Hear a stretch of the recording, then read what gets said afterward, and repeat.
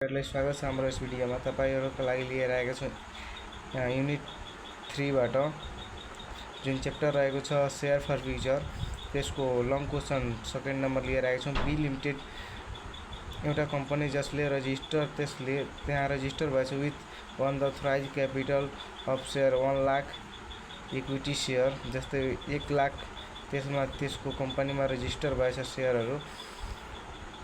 Share of RS एउटा शेयरको 100 each ल्याएछ। It इन्भिटेड application for, जसले कम्पनीले इस्यु गरेछ 50,000 शेयर, तर रजिस्टर कति भएछ 1 lakh. Equity share of 100 each, यो 50,000 को कतिले दाम राखेको थियो भनेको 100 रुपैयाँको दामले राखेको थियो।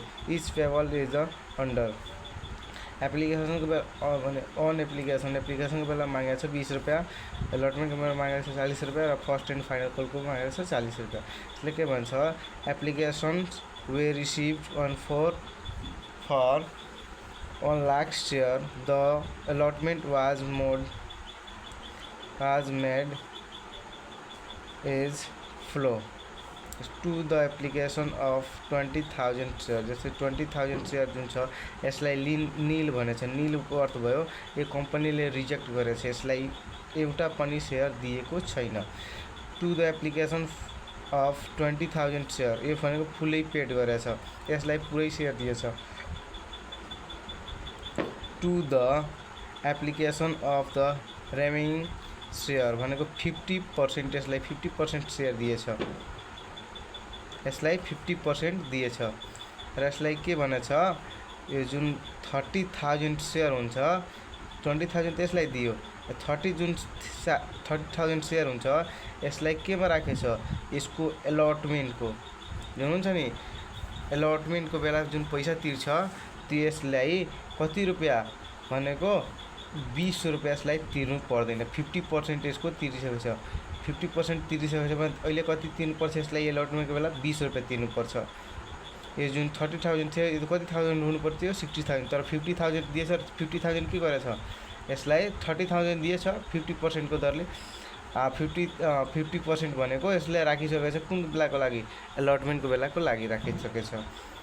त हामीले यसको रिक्वायर्डमा भनेछ, पहिला यो बनाइलियौँ जर्नल एन्ट्री एप्लिकेसनको पहिला बनाइलियौँ। ल हाम्रो फर्स्ट एन्ट्री हुन्छ बैंक एकाउन्ट डिआर। हाम्रो एप्लिकेसन कतिको आएछ, हाम्रो एप्लिकेसन आएछ रजिस्टर भएछ 1 लाख को, त्यहाँ लेख्छ 1 लाख शेयर कतिको दरले आएछ 20 रुपैयाँको दरले आएछ, त्यहाँ हुन्छ 20, यो हुन्छ 20 लाख।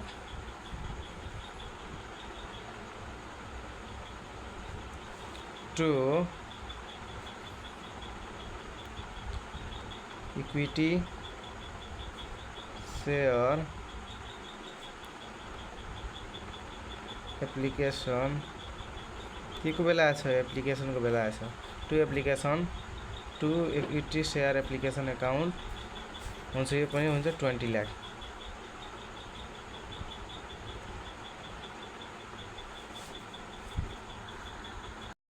यसको नाइट्रेसन हुन्छ being equity share application money receive. Application money के भयो, रिसिभ भयो। हाम्रो सेकेन्ड एन्ट्री हुन्छ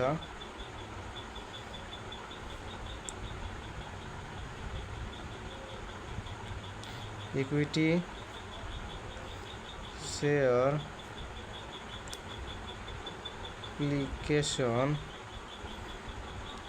एकाउन्ट डिआर, कति हुन्छ 20 लाख।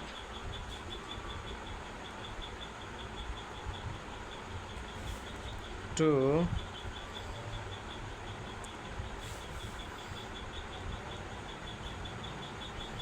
इक्विटी शेयर क्यापिटल, हाम्रो क्यापिटल कतिको हुन्छ, किनभने हामी 50,000 शेयर इस्यु गरेछ भने हाम्रो क्यापिटल भनेको 58,000 को हुन्छ। हामीले लेख्छौँ यहाँ एकाउन्ट 50,000 50,000 इन्टु कति उधारले 20 उधारले हाम्रो भइहाल्छ यो 10 lakh.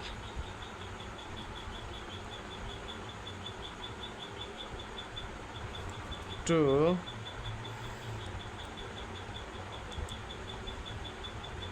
Equity share allotment account यो कति हुन्छ हाम्रो भनेको 50% भनेको छ भने 30,000 को कति पर्सेंट कति 50% भनेको 20 त्यो भएर छ हाम्रो 6 लाख। टु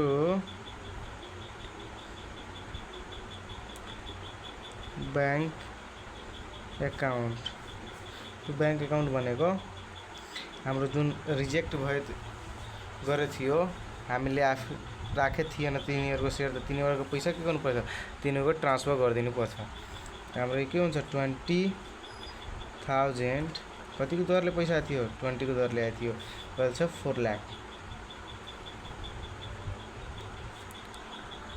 एक्सप्लेनेसन हुन्छ being equity share application money transfer to equity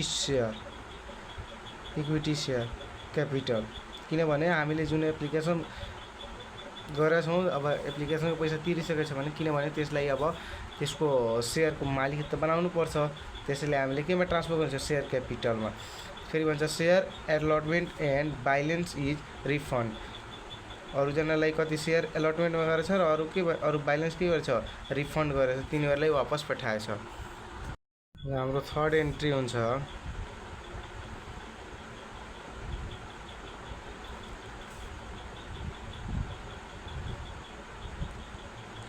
equity share allotment account dear हाम्रो अलॉटमेन्ट को कति गर्नु पर्थ्यो भनेको 50,000 शेयर हामीले एप्लिकेसन जति पठाउँछ त्यतिको माग्छ नि हाम्रो कति राखेछ 40 राखेछ। त्यसो के हुन्छ टु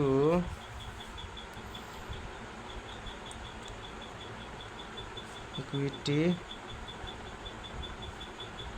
शेयर क्यापिटल एकाउंट किनभने हामीले माग्नु त्यति पर्छ त्यस्तो भइहाल्छ 20 लाख त्यसको पनि भइहाल्छ 20 लाख किनभने माग्नु त पर्यो त्यति अब हामीले पहिले लिइसकेको छ भने त्यति पैसा थोरै आउँछ हाम्रो ब्याङ्कमा पैसा त कम आउँछ। यसको नाइरेसन हुन्छ being equity share अलॉटमेन्ट money due अहिले पैसा आएको छैन। हाम्रो 4 एन्ट्री हुन्छ 4 एन्ट्रीमा पहिला हेर्लियौँ यसमा के भनेछ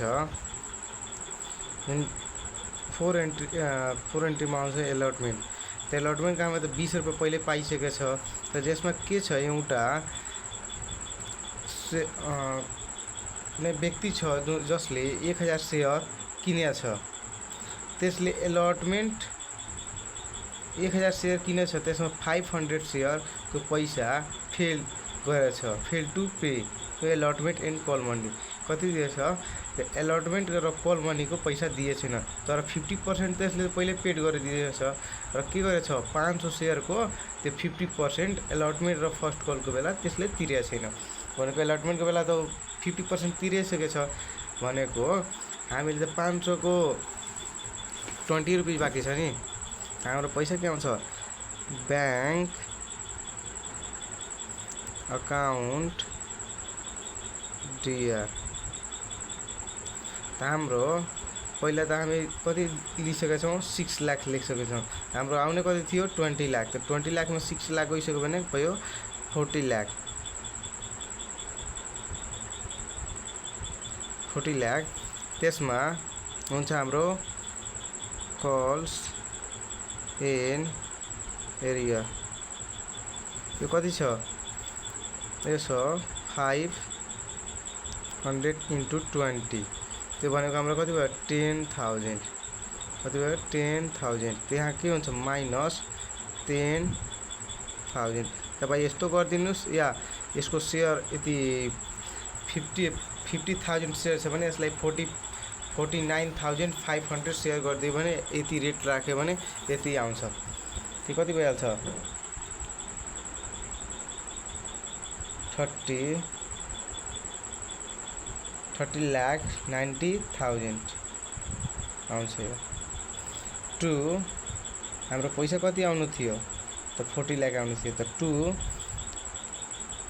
इक्विटी सेयर अलॉटमेंट एकाउन्ट हाम्रो आउनु थियो कति 40 लाख, तर हाम्रो के भयो कॉल्स इन एरियर आइसक्यो। कुनै व्यक्ति थियो त्यसले पैसा तिरेन, हाम्रो के भयो त्यो कॉल्स इन एरियर। ल यसको नाइरेसन हुन्छ being equity share allotment money receive, अलॉटमेंटको मनी रिसीभ भइसक्यो। After adjusting excess money transfer from application and calls in arrear, किनभने एप्लिकेसनको बेला हाम्रो 50% आइसकेको थियो, अरू के छ यसमा कॉल्स इन एरियर छ। यो भनेको कॉल्स इन एरियर छ। अब 5 नम्बर एन्ट्री हुन्छ जसमा हामी के भनेको छ, अब हामी त फर्स्ट कल बैठाउनु पर्यो, हामी लेख्नु पर्छ equity share first and final call account dear कति छ 50,000 सेयर छ। यसको रुपी कति बाँकी छ 40, त्यो हुन्छ हाम्रो कति हुन्छ 20 lakh.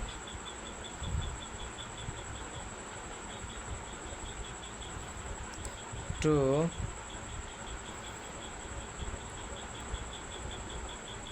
Equity share capital account यो पनि हुन्छ 20 लाख।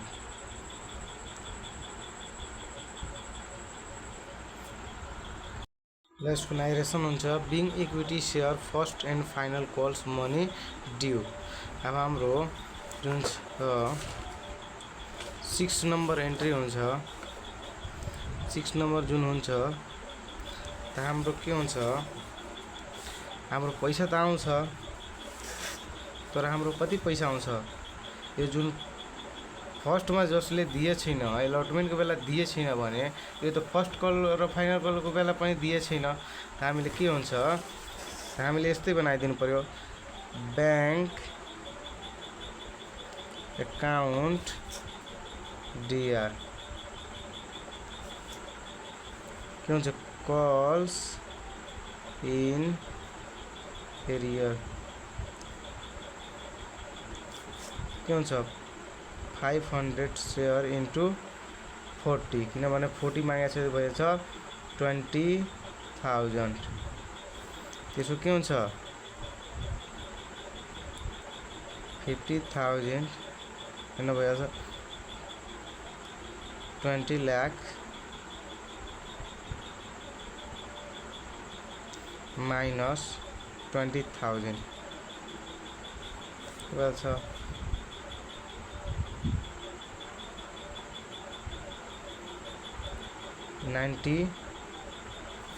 90 लाख 80,000 टु हामीले आउने कति थियो त हुन्छ इक्विटी शेयर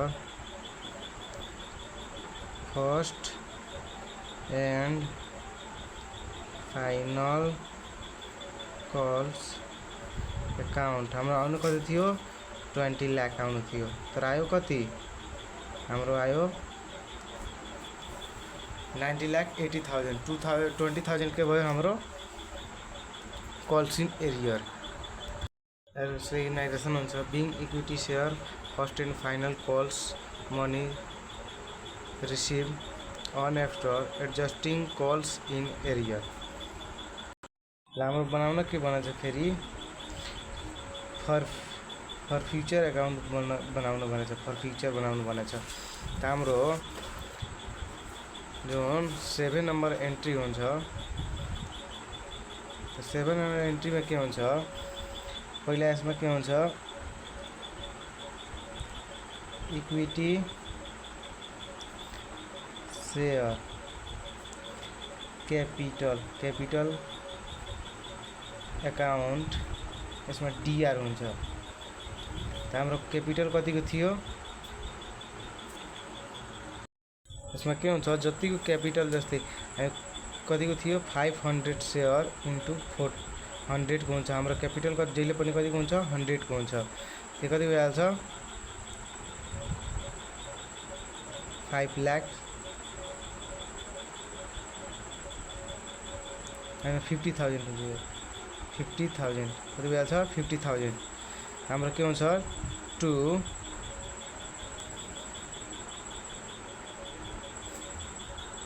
के हुन्छ, 2 सेयर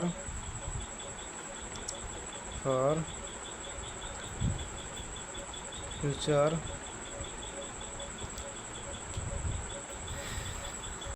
के हुन्छ, 2 share for future account. BF भनेको बैलेन्स फर फ्युचर कति छ, 20,000। किनभने हामीले यतातिर बनाउँदा हाम्रो कति पैसा आएको थियो, हाम्रो पैसा आएको थियो 20,000 आएको थियो। 500 सेयरको दरले आएको थियो कति, 20 यसमा को र 20 त्यो यो दिएको। हाम्रो 40 भनेको हाम्रो कति आयो, 20,000 आयो। हाम्रो फर फ्युचर कति भयो, 20,000। र कल्स इन एरियर भनेर छ त 10,000 यो र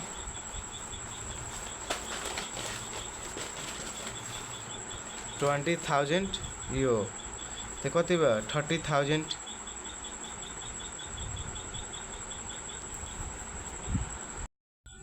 द बोर्ड डाइरेक्ट्स, यिनीहरूको जुन सेयरको जुन कम्पनीको बोर्ड हुन्छ त्यसले के गरेको, त्यसलाई जो सेयर किने थियो त्यसले के गर्यो, एउटा लेटर पठायो।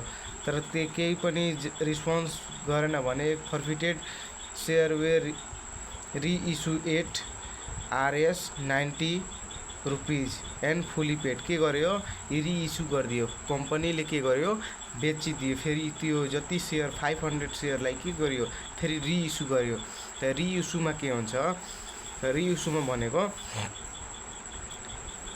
हाम्रो 8 नम्बर एन्ट्री हुन्छ। जब रिइस्यु हुन्छ नि, त्यो डाइरेक्ट एकैचोटि पेड गर्नुपर्छ। त्यसको हुन्छ ब्याङ्क एकाउन्ट डिआर कति आउँछ, 500 इन्टु 90, 500 इन्टु 90। ल यसको नारेसन हुन्छ, being share for future of 500 equity share of 100 each due to non payment share allotment and first and final call money. अब यसलाई रिइस्यु गरेछ, कतिमा रिइस्यु गरेछ भनेको 90 रुपिजमा रिइस्यु गरेछ। यसलाई कति रुपियाँमा रिइस्यु गरेछ, 90 रुपिजमा। यहाँ के भनेछ, इदर रिइस्यु एट 90% फुली पेड। यसलाई 90%मा बेचिसकेछ। त्यसको एन्ट्री के हुन्छ, ब्याङ्क एकाउन्ट डिआर पैसा कति आउँछ, 90 रुपिज भनेको 500 सेयर इन्टु 90 भनेको 45,000।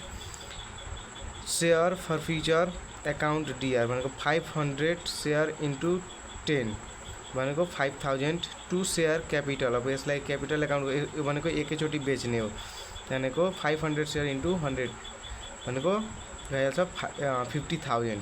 यसको नारेसन हुन्छ, being reissue of 500 forfeited share of 100 each at 90 as fully paid up भनेको 100 रुपियाँ दाम थियो, तर यसले कतिमा बेच्यो, कम्पनीले बेचिसक्यो 90 रुपिजमा बेचिसक्यो। अब यसको हामीले निकाल्नुपर्छ ट्रान्सफर। ल क्यापिटल जेनरल रिजर्भ निकाल्नको लागि यसको फर्मुला हुन्छ no of reissue share into amount for forfeited per share minus discount या loss per share on reissue. हाम्रो के छ, हाम्रो छ शेयर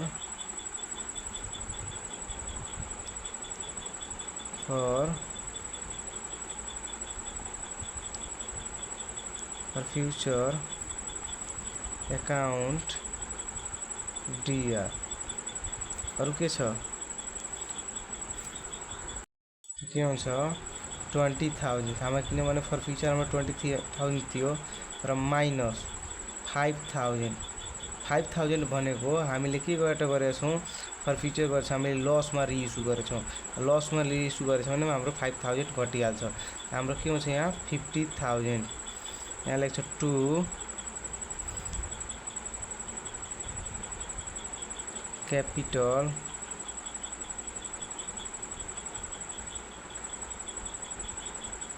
कैपिटल रिजर्व कति हुन्छ, हाम्रो 50,000 हुन्छ। यसको नाइरेसन हुन्छ being surplus amount of forfeited share transfer to capital reserve. अब यो कम्पनीको लागि के भयो, 50,000 प्रॉफिट भयो। कैपिटल रिजर्व निकाल्ने फर्मुला हो no of reserve share into amount for forfeited per share भनेको जुन रिइस्यु गरेको छ त्यसको सेयर हुन्छ। जुन रिइस्यु हामीले गरेका छौँ यो रिइस्युको हुन्छ। जुन फर्फिटेडको जुन हुन्छ, जुन हामीले 40 रुपियाँ दिए थियो हाम्रो, त्यो भनेको हाम्रो के हो, हाम्रो रेट त्यो हुन्छ 40 जुन रुपियाँ दिए थियो 40 रुपियाँ, 20 रुपियाँ एप्लिकेसनको बेला र 20 रुपियाँ एप्लिकेसनको बेला जुन दिए थियो 50%, त्यो भनेको हाम्रो कति भयो 40% भएको थियो। त हामीले त्यो 40 रुपियाँ हाम्रो यो हुन्छ। त 40 रुपियाँ गर्दाखेरि 500 सेयर कति हुन्छ, 500 सेयर इन्टु 40 गर्दाखेरि हाम्रो कति भएछ 20,000। त हाम्रो माइनस कति गरेको छ फर्फिटेड, हामीले रिइस्यु के गरेको छौँ माइनस डिस्काउन्ट या दिनु पर्यो या loss per share on reissue. हामीले लसमा रिइस्यु गरेको छ भने हामी त्यतिलाई के गर्नुपर्छ, माइनस गर्नुपर्छ। त हामीले यतिलाई माइनस गर्छौँ भने हाम्रो कति हुन्छ 50,000 हुन्छ र हाम्रो क्यापिटल रिजर्भ कति हुन्छ 50,000 हुन्छ।